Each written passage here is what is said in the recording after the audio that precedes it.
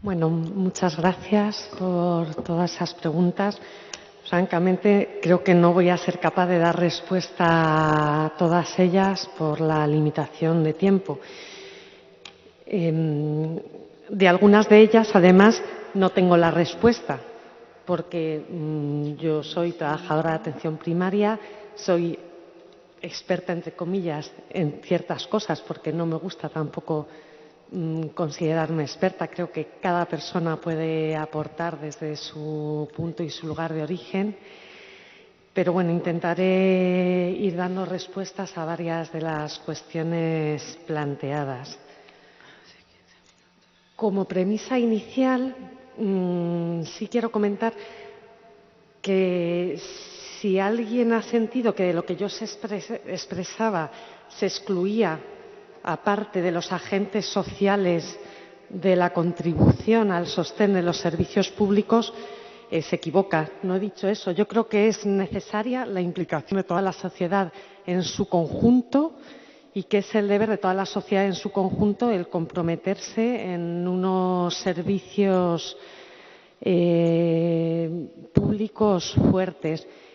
Y desde ahí creo que también quienes tienen más renta, quienes tienen más capital, también, por supuesto, el tejido empresarial tiene una responsabilidad clave y tenemos que contar con ello. O sea, eso es evidente.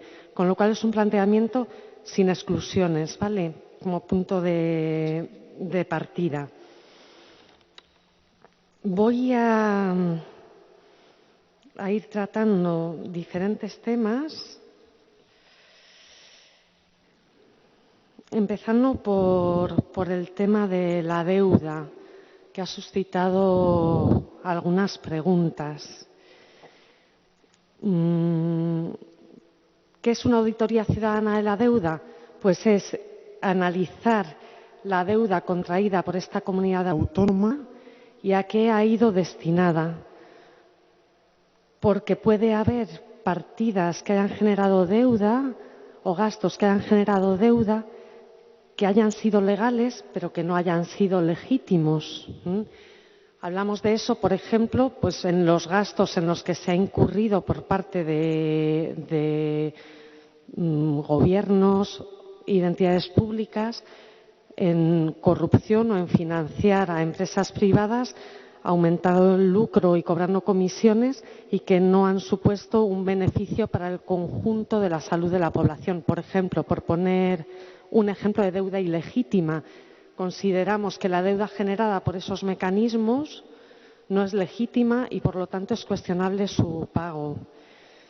Me preguntaba sobre acreedores de esa deuda. No lo sé, he de decir que miré, no soy experta en economía, miré por encima, pero bueno, sí que hay varios bancos, entre ellos Bankia, y bueno, es bien conocido por todas y todos que la banca ha tenido un sostén público y una financiación durante la crisis anterior.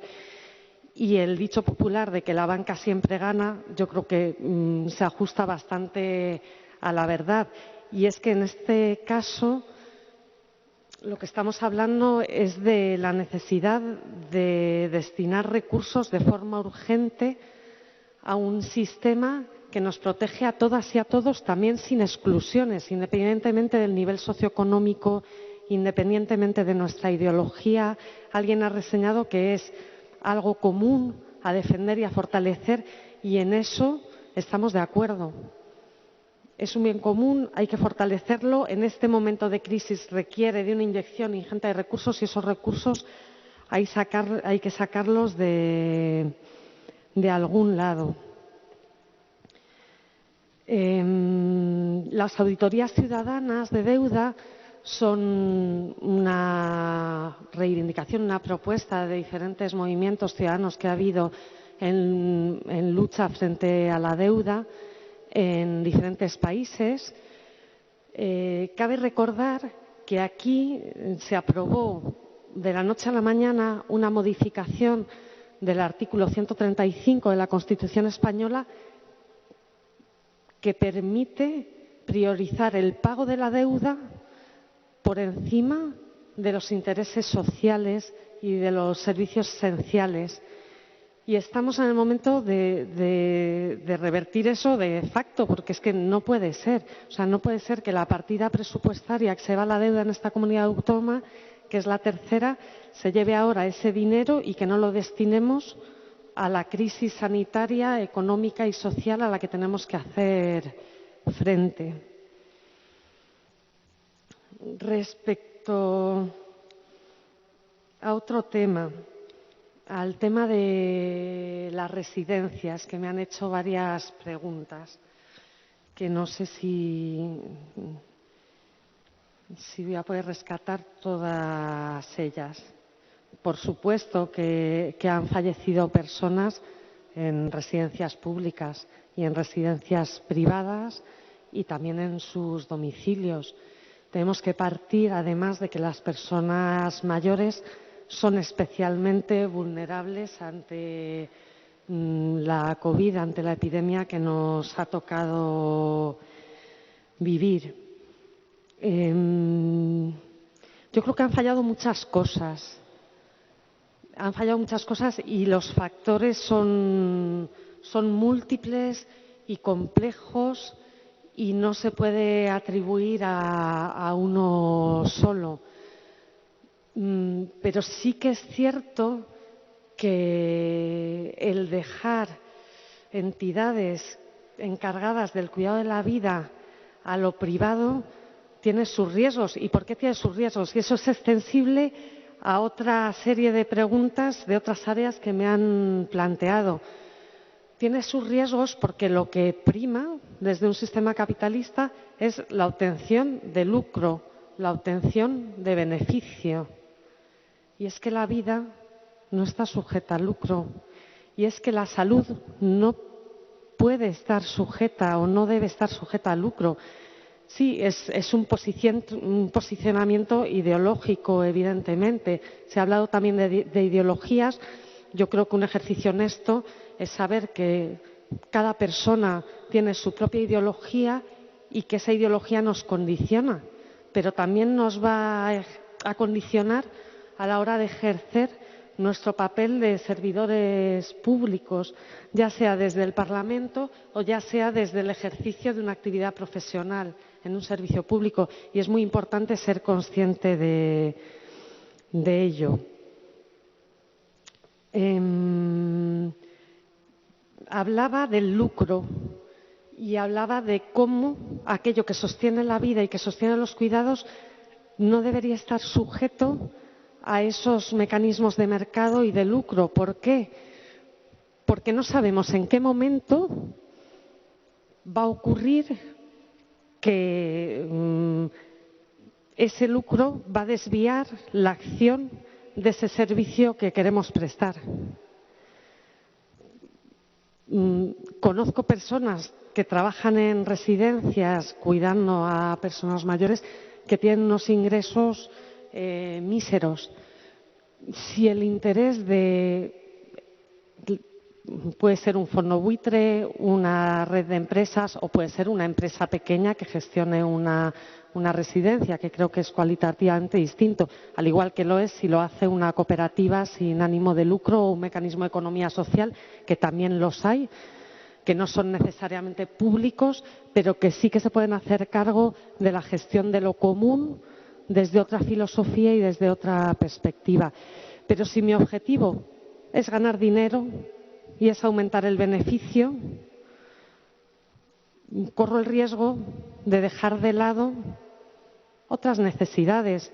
Y esto lo he vivido yo también personalmente, ¿eh? He de decir, mi abuela también falleció en una residencia privada de personas mayores en la Comunidad de Madrid, falleció el 1 de marzo. Nunca pensé que me fuera a alegrar tanto de que no lo hiciera 15 días después, porque por lo menos pudo estar acompañada.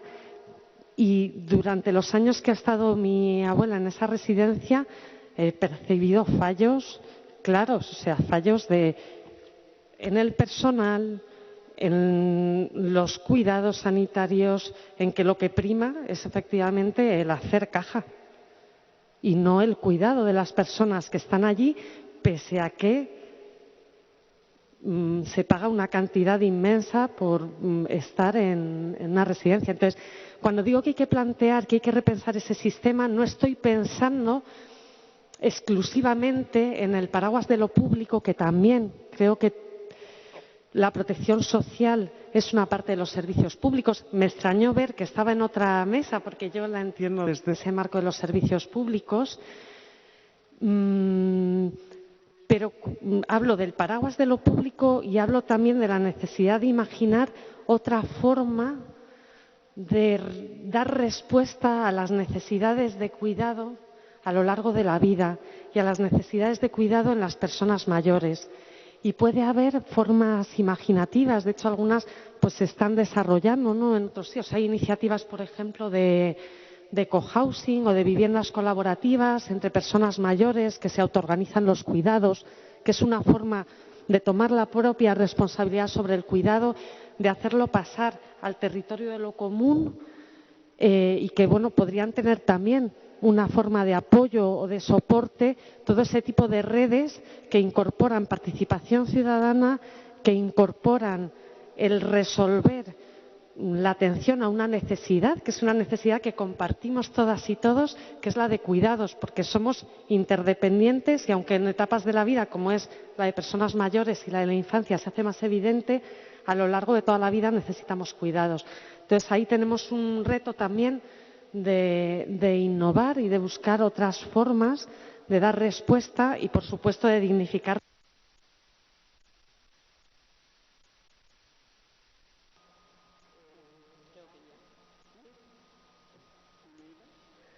De dignificar el trabajo de todas las personas que ya he dicho que fundamentalmente son mujeres que sostienen esos cuidados. Y ahí es necesario poner el foco también en el trabajo que hemos llamado reproductivo y no en el productivo.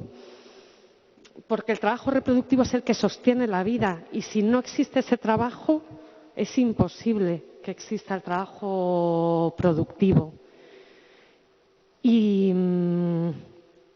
desde ahí quiero aportar una reflexión también que creo que es importante en este tema de las residencias, cuando digo que influyen diferentes factores. He dicho sí, que se ha llegado tarde, que se ha llegado mal. En el caso de la residencia en la que yo he estado trabajando fuera de mi jornada laboral, las medidas de recomendaciones del Ministerio estaban disponibles desde el primer día. Es cierto que esta situación nos ha sobrepasado a todos, o sea, ha sobrepasado el sistema público, ha venido de sopetón y nos ha pillado poco preparados para afrontarlas. Y en las residencias tampoco hay una costumbre de trabajar desde la perspectiva de la sanidad pública. O sea, alguna vez que ha habido algún brote también de una gastroenteritis, de otro tipo de problema infeccioso, ha habido dificultades para implementar medidas de aislamiento dentro de ellas, pues porque no se conoce cómo proceder, por dinámicas establecidas y también, por supuesto, por los recursos que hay, que son limitados. Pero hay también otro factor y es cómo percibimos, que es más cultural, cómo percibimos en nuestra sociedad a las personas no productivas y a las personas mayores. Y ese es un problema que trasciende, que está en la cultura y que nos atañe a todos y a todas y que yo creo que ha tenido que ver en parte con lo que ha ocurrido con las personas mayores en estos meses. Porque en una situación de un sistema sobrepasado se han tomado decisiones igual de priorización no explícitas, pero que han supuesto que personas más vulnerables hayan tenido más dificultad para acceder al hospital, por ejemplo, ¿no? Y eso está ahí y nos tiene que hacer reflexionar mucho de cara al futuro. Voy a hablar también de un tema que ha salido en varias preguntas, que es en relación a la atención primaria de salud y en relación al sistema sanitario. Por una parte, se ha preguntado sobre temas que tienen que ver más con mi vivencia personal y profesional o con la vivencia que han podido tener más, digamos, a nivel de centro de salud o de calle en el trabajo cotidiano, ¿no? Los profesionales. Bueno, si me he sentido maltratada, me preguntaba en ocasiones. He de decir que la verdad es que sí. O sea, que siento que llevo toda mi vida profesional volcada en el sistema sanitario público y creo que tenemos un sistema público que adolece de muchísimas cosas, pero entre ellas le cuesta reconocer el trabajo bien hecho por parte de sus profesionales, y no hablo solamente de médicos y médicas. Evidentemente la atención primaria es algo muchísimo más amplio y es una de sus riquezas. Me sentí maltratada en concreto pues cuando, creo que fue en enero del año pasado, salí denunciando esas agendas que en un momento dado se llamaron de calidad, entre comillas, y que la verdad es que resulta irónico poder llamar de calidad a una agenda que permite atender a 50 personas en una jornada. Y bueno, pues sí que me sentí de alguna forma amenazada por quienes estaban al mando por sacar a la luz esa situación que se estaba dando, y además que esa acción de sacarla a la luz por parte de diferentes profesionales era una acción que se engloba dentro de la abogacía por la salud y de la mejora de nuestro sistema sanitario público. El cómo ha vivido cada quien esta crisis sanitaria es algo muy personal, porque somos pues muy diversos, las situaciones han sido diferentes también en los centros de salud. Se ha preguntado en varias ocasiones sobre la previsión, si se podía haber actuado de otra manera, si podríamos haber tenido más medios, y esto lo voy a vincular también con la atención primaria.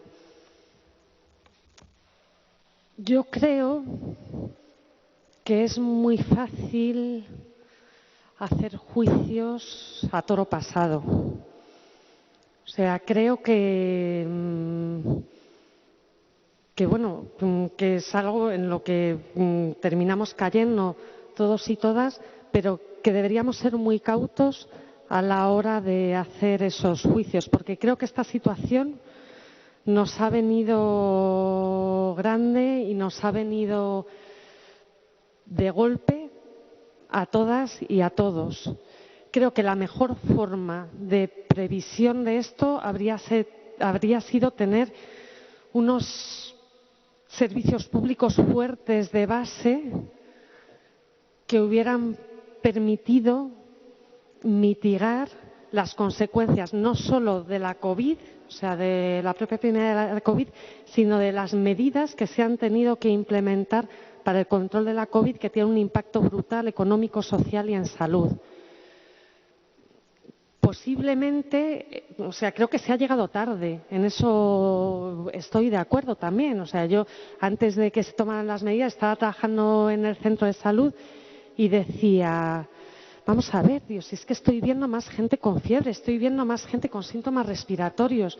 ¿Por qué no puedo considerar a una persona como que tiene un posible coronavirus si estoy viendo personas que lo tienen? ¿Por qué no entra dentro de esa definición de caso que hablamos, sospechoso o posible en epidemiología?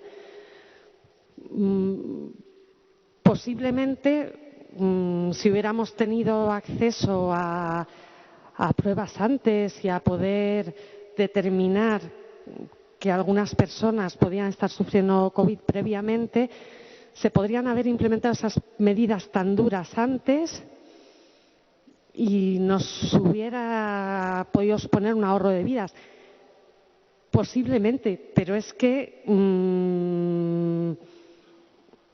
me es muy difícil también poder asegurar esto, y también me es difícil hacerlo porque, además de la atención primaria, tenemos que hablar de los servicios de salud pública. y no dispongo de datos de presupuesto de servicios de salud pública, pero sí puedo decir que llevan sufriendo una reducción drástica de su presupuesto desde hace años y incluso en algunas comunidades autónomas es que prácticamente se ha llegado a su aniquilación. Y es que es la salud pública y los servicios de vigilancia epidemiológica los que tienen la competencia de en una situación de este tipo poder proponer medidas y hacer que se ejecuten medidas, y no solo proponerlas y ejecutarlas, sino poder supervisarlas para la mejora de la población. Y es que tenemos unos servicios de salud pública raquíticos. O sea, raquíticos es la definición. No sé cuántas personas hay trabajando en el servicio de epidemiología de la Dirección General de Salud Pública, pero sé que son pocas, igual que en promoción de salud. O sea, los recortes, he dicho antes que han sido fundamentalmente sufridos por toda la sanidad pública, pero en concreto se han centrado mucho en la atención primaria y en los servicios de salud pública. Y es que sin una red de salud pública potente, sin unos servicios de vigilancia epidemiológica, es imposible hacer frente a una situación así. Pienso también que igual podrían haber funcionado las cosas de otra manera si hubieran tenido los efectivos necesarios, porque a lo mejor se podría haber supervisado el cumplimiento de esas medidas en diferentes ámbitos, entre ellos las residencias, pero es que no era así. Y eso es un punto de partida que tenemos que tener en cuenta, porque además es una situación que no solo atañe a La Rioja, atañe al conjunto de las comunidades autónomas y del Estado español. Teníamos experiencias, además, previas de otras posibles pandemias en las que se habían comprado material sanitario en ocasiones. Y bueno, y he de decir que era percibido por algunos profesionales como se está haciendo un coste o un gasto para algo que luego nunca llega, ¿no? Es como tanto va el cántaro a la fuente que al final se rompe, ¿no? Pues sí, resulta que sí que podía venir. Y ese tuit que menciona usted, o sea, creo que eso estaba en el común de todas y todos, el decir que o el pensar que esto era una infección que podía afectar a las personas. Teníamos datos que nos hacían ver que podía estar ocurriendo algo grave y que iban a tener que implementarse medidas. Y no, para nada no. Es que me sorprende oír esos comentarios cuando ustedes desde el Partido Popular hemos venido sufriendo aquí muchísimos años de recortes y hemos venido sufriendo lo que es el adelgazamiento de los servicios públicos en nuestras propias carnes. Entonces, ¿que hay cosas mejorables? Por supuesto, en toda gestión hay cosas mejorables. Eso no caerá ninguna duda. Pero a toro pasado, como he dicho antes, es muy fácil juzgar. En todo caso, lo que sí que es intolerable es que no hayamos tenido, al menos al inicio, en algunos lugares, esas medidas de protección necesarias. Han jugado un papel diferentes actores, como he dicho. El debilitamiento también de la atención primaria ha sido importante. Me preguntaban sobre indicadores y me preguntaban también sobre aspectos más económicos. Invertir en atención primaria podemos decir que es lo más coste efectivo. Invertir más en atención primaria reduce la mortalidad.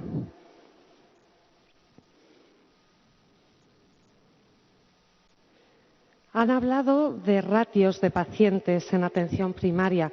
Los ratios de pacientes por profesional de atención primaria no se ajustan a la realidad, porque cuando faltan tantísimos profesionales en el puesto de trabajo y no se descubre de forma sistemática, hemos hecho cálculos y no son 1.300 ni 1.500 pacientes por profesional sanitario, sino que son muchos más. Son 1.700, 1.800, teniendo en cuenta las ausencias que se dan a lo largo del año. Pero la atención primaria no es hablar de ratios. La atención primaria va mucho más allá. Es necesario rescatar los principios fundadores de la atención primaria que se definieron en Alma Ata en 1938. Esos principios que hablan de equidad, de una atención integral e integrada que preste servicios a toda la población, de un servicio accesible y de un servicio universal, sin exclusiones. Aquí quiero también resaltar la aprobación en el año 2012 del Real Decreto de Medidas Urgentes 16/2012, que supuso una agresión enorme a nuestro sistema público de salud. De hecho, supuso un cambio, podríamos decir, casi de un sistema nacional de salud a un sistema de seguro de la salud, y que dejó fuera del sistema sanitario de un plumazo a 800.000 personas. Y uno de los pilares básicos de la atención primaria es la universalidad. Dentro de la atención primaria, yo lo que he vivido en esta comunidad autónoma ha sido una falta de rumbo, una falta de objetivos. Nuestro objetivo debe ser mejorar la salud de la población de La Rioja. Debe ser mejorar las condiciones que influyen en su salud. Sin embargo, en los centros de salud, y si los hay es que no nos llegan a los profesionales, no trabajamos por objetivos de salud. No evaluamos por resultados de salud, que deberían ser indicadores. Eso sí que son indicadores. La mortalidad, los resultados de salud, la satisfacción, el tiempo que dedicamos a la atención y el tiempo que dedicamos a cubrir otras áreas que han de ser garantizadas desde la atención primaria y que no lo son. Me han preguntado sobre el tiempo destinado a actividades comunitarias o a educación para la salud. Pues el tiempo es escaso y el tiempo viene en la mayor parte del voluntarismo de los profesionales que lo quieren hacer, porque no está reconocido dentro de esos tiempos de agenda.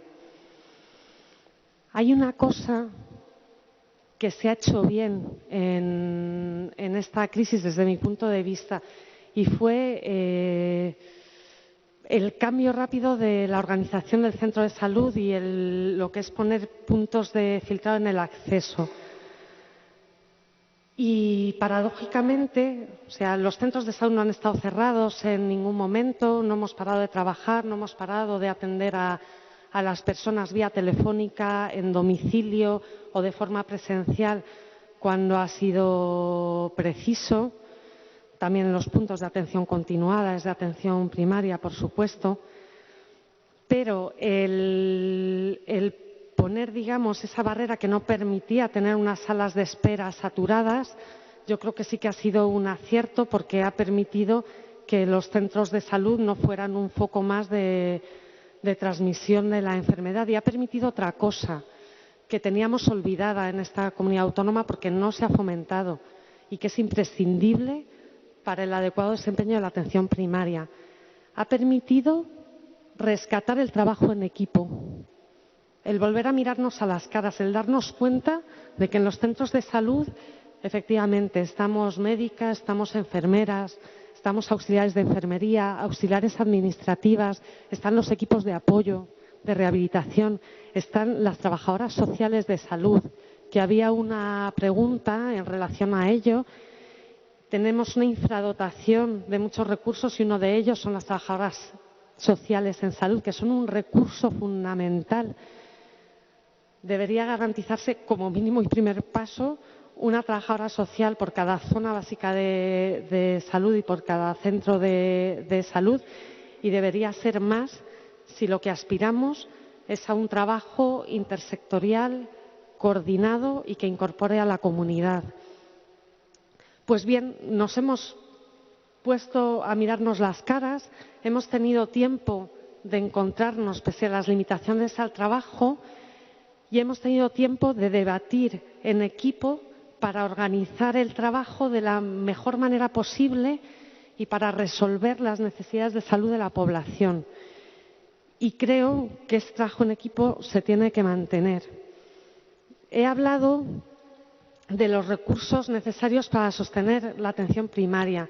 Recientemente se ha aprobado una partida para la atención primaria en esta región y he de decir que es un paso, pero también he de decir que es un parche, que tenemos un problema estructural y que esa inyección de dinero público no va a resolver los problemas estructurales que viene arrastrando la atención primaria en esta comunidad desde hace décadas. Efectivamente, hace falta más personal, hace falta más recursos humanos cualificados y tenemos un problema muy grande. Tenemos un problema muy grande porque el personal que ha habido en, digamos, los puestos estables que se han generado, al menos de medicina, en esta comunidad autónoma durante más de 10 años han sido los puestos que llamamos de refuerzo. Unos puestos estatutarios, pero que en cierta medida son de segunda categoría, en los que no se han cumplido jornadas laborales ni calendarios laborales, se ha exigido una jornada complementaria que en otras comunidades autónomas no se exige y claro, pues los profesionales buscan otro tipo de forma de ejercer su labor profesional que sea más respetuosa con sus condiciones laborales y que permita hacer su labor de una forma mejor. Y esto lo venimos arrastrando desde hace mucho tiempo y no se soluciona de la noche a la mañana, ni mucho menos. Entonces, es necesario invertir en atención primaria. Me preguntaba de dónde he sacado los datos. Los datos los he sacado pues de datos públicos, evidentemente, y de datos en concreto de la atención primaria, de lo que son los datos de ejecución presupuestaria, que son públicos. Entonces, no sé ya si ahí los he leído mal, los han leído mal otros que han hecho informes en relación a ellos y demás, pues ya no lo sé, pero los datos son los que hay. Los otros son sacados de otras fuentes también públicas. Y la realidad es que sí que ha habido una desinversión en la atención primaria en esta región. O sea, es una realidad que está ahí y que la tenemos ahí. Y además sí que es cierto que si se cumplen los presupuestos del año 2020 va a haber un incremento respecto a lo que había hace 10 años, pero hay que señalar que hice los cálculos y mientras que la atención primaria tendría un incremento respecto a hace 10 años de un 2,4%, la atención hospitalaria tiene un incremento del 6%. Y esto no se trata de una competencia entre hospital y atención primaria, no, somos el mismo sistema. Somos un sistema sanitario público y trabajamos conjunta y coordinadamente. Pero sí hay que poner el foco en que la atención primaria no es solo la entrada a ese sistema. La atención primaria desde una perspectiva de equidad y también de indicadores de mejora de la mortalidad y de mejora de indicadores de salud tiene que ser el centro y el eje sobre el que pivote el sistema de salud. Y eso supone un cambio también de mentalidad que tiene que ver con eso que comentaba al principio de la sanidad pública, de la salud pública, y que tiene que ver con esa pregunta que me hacía usted respecto a lo individual y la población. Por supuesto, las personas somos el centro del sistema, somos las que sostenemos también ese paraguas que he dicho de los servicios públicos. Pero la salud pública, como su nombre indica, lo que se fija es en la salud de la población en su conjunto. Sé que esto puede ser difícil de entender. Obviamente, eso se va a traducir luego en medidas que también van a bajar hasta las personas y hasta el individuo, pero es que es muy diferente el enfoque. Voy a poner un ejemplo muy importante, que es el tabaco, que tiene un impacto en salud importantísimo. Lo que estamos habituados es a tener una visión en cierta medida, culpabilizadora de la persona, ¿no? No, tú fumas porque quieres y porque es tu opción y tienes un hábito que perjudica tu salud. ¿Y eso es realmente así? ¿Nos lo hemos preguntado?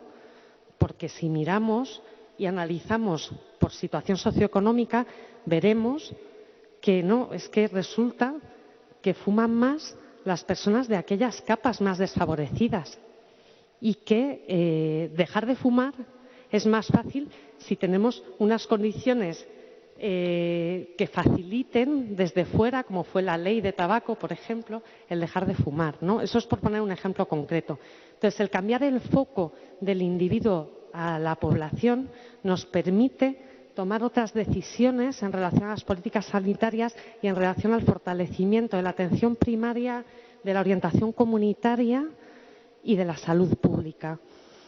Y voy a terminar este rato de preguntas hablando de participación, que también ha habido varias preguntas y varios comentarios en relación a la participación. ¿Cómo se puede promover la participación ciudadana? He dicho que es un derecho, y es un derecho que como Marea Blanca obviamente reivindicamos. He dicho que es una necesidad. Es que en una crisis de esta magnitud, sin la participación de la ciudadanía de forma activa y sin la implicación social, es imposible salir.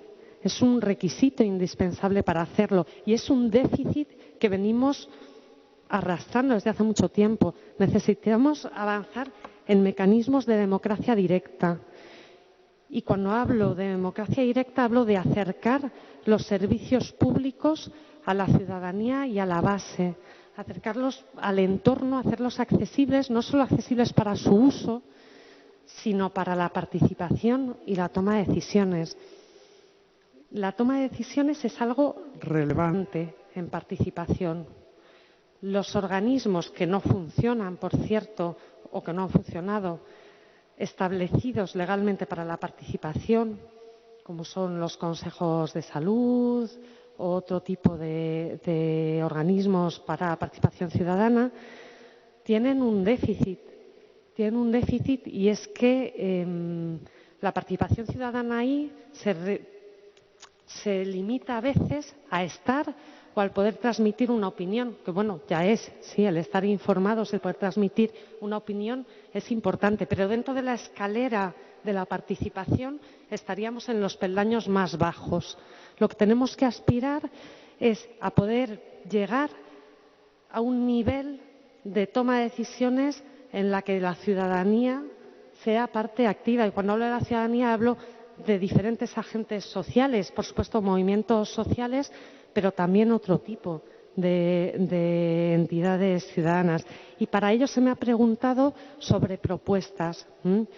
Por supuesto, promover y crear organismos de participación ciudadana en los diferentes servicios públicos, pero también sin crear duplicidades. Hay que trabajar desde esa perspectiva intersectorial y de salud en todas las políticas. Crear figuras de defensoría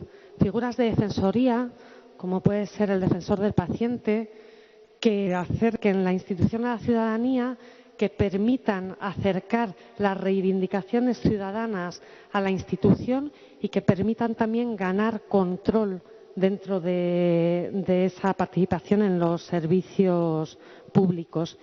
Tiene que estar contemplado también presupuestariamente, porque todas las propuestas que salgan de esta comisión creemos que no se van a sostener si no tienen un soporte presupuestario y económico y que, por lo tanto, deberían tener una línea contable asociada. Y bueno, lo voy a dejar aquí. Sí que quería acabar con esta parte más relacionada con la participación, porque me parece esencial y nos queda muchísimo en lo que avanzar, no solamente desde el nivel político, sino también desde el nivel técnico y desde el nivel de todos los servicios públicos de cara a la ciudadanía. Muchas gracias.